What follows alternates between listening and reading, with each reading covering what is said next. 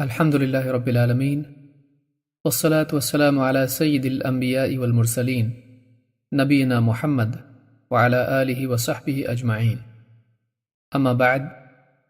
دروس رمضان باب 25 رمضان اور نزول قرآن۔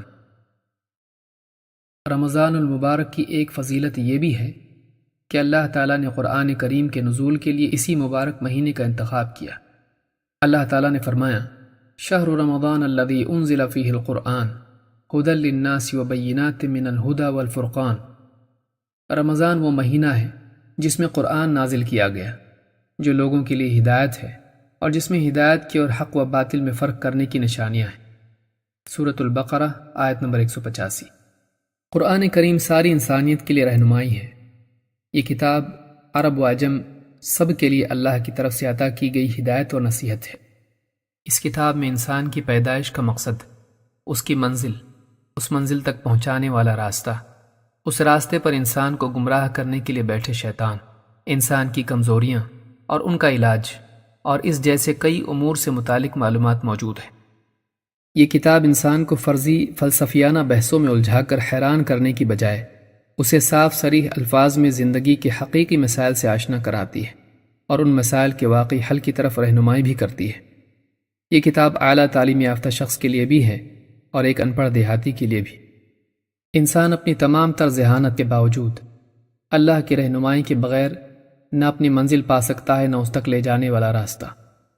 یہ اللہ کا احسان ہے کہ اس نے انسان کو پیدا کرنے کے بعد یوں ہی چھوڑ نہیں دیا، بلکہ اسے زندگی کا مقصد بھی دیا اور اس مقصد کے لیے جینے کا طریقہ بھی سکھایا۔ اس کی مادی ضرورتوں کے ساتھ ساتھ اس کی روحانی تسکین کا بھی انتظام کیا۔ اگر اللہ انسان کو ہدایت نہ دیتا تو انسان کی تلاش اور جستجو جہالت اور لا علمی کے صحرا میں بھٹکتے بھٹکتے یوں ہی دم توڑ دیتی۔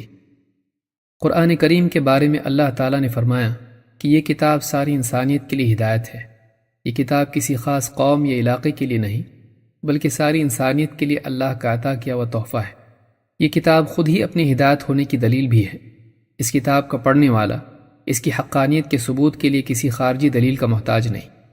اس کتاب کے مطالعے ہی سے انسان پر یہ بات بالکل عیاں ہو جاتی ہے کہ یہ کسی انسان کا کلام نہیں، بلکہ یہ اس ذات کا کلام ہے جس نے ساری کائنات کو پیدا کیا، جو انسان کا بھی خالق ہے اور اس کے جذبات اور اس کی حاجات کو اس سے زیادہ جانتا ہے۔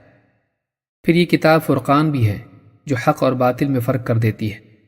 گمراہی کی طرف لے جانے والے راستوں کی کثرت ایک مسافر کو تشویش اور الجھن میں ڈال دیتی ہے۔ کبھی وہ ایسے مقام پر پہنچ جاتا ہے کہ فیصلہ نہیں کر پاتا کہ کون سا راستہ ہدایت والا ہے اور کون سا راستہ گمراہی کا۔ ایسے وقت میں یہ کتاب اس کے لیے حق اور باطل میں انتخاب کو آسان کر دیتی ہے۔ یہ ایک مبارک کتاب ہے جس کے عجائبات ختم نہیں ہوتے۔ صدیوں پر صدیاں گزر جانے کے بعد بھی، انسانی ترقیات کے آسمان کو چھو جانے کے باوجود، انسانی فکر اور طرز حیات میں سارے ارتقاء کے باوجود، آج بھی یہ کتاب اپنی حقانیت کو منوانے اور انسان کے مسائل کو حل کرنے کے اعتبار سے کامیاب ترین کتاب ہے۔ اس کی رہنمائی کسی خاص دور یا بعض مخصوص مسائل تک محدود نہیں، بلکہ اس کتاب میں ایسی برکت ہے کہ اس میں قیامت تک پیش آنے والے تمام مسائل کا حل موجود ہے۔ انسان اگر اس کتاب میں غور کرے تو ہر دور میں اپنی زندگی کے چھوٹے بڑے تمام مسائل کے لیے رہنمائی پا سکتا ہے۔ اللہ تعالیٰ نے فرمایا: کتاب انزلناہ الیک مبارک لیدبروا آیاتہ وَلِيَتَذَكَّرَ أُولُو الْأَلْبَابِ۔ اور اے نبی، یہ ایک بڑی بابرکت کتاب ہے جسے ہم نے آپ کی طرف نازل کیا ہے تاکہ اس کی آیتوں میں غور کیا جائے اور عقل والے اس سے نصیحت لیں۔ سورہ صاد آیت نمبر 29۔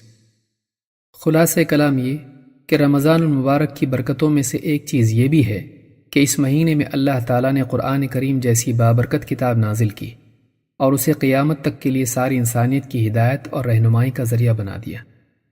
اقول ھذا واستغفر اللہ لی ولکم۔